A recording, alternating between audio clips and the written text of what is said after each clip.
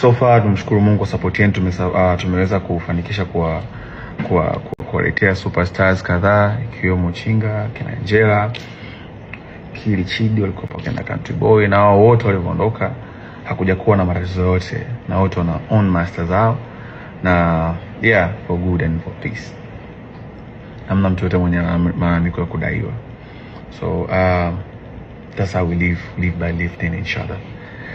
Lakini pia speaking of BASATA, nilipata mwito na niliomba management yangu niwakilishe, nataka kujua issue ni nini, kwa sababu sikutegemea, na kwa sababu mazungumzo alizungumza naye na Bwana Chinga, sikutegemea kama angeweza kufika BASATA baada ya sanaa na usuluhisho.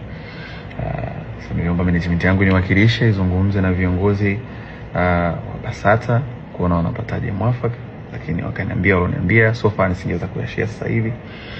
Na mimi sikuona haja ya kusuluhisha na mdogo wangu au msanii ambaye nimemtengeneza mimi mwenyewe. Sikuona hiyo haja ya kutengeneza kadhia, sikuona hiyo haja ya kutengeneza sintofahamu na mitaharuka. So as I said, my decision was aende akafanya muziki wake, na make sure mnamsupport pia. Na mwisho kama sikosei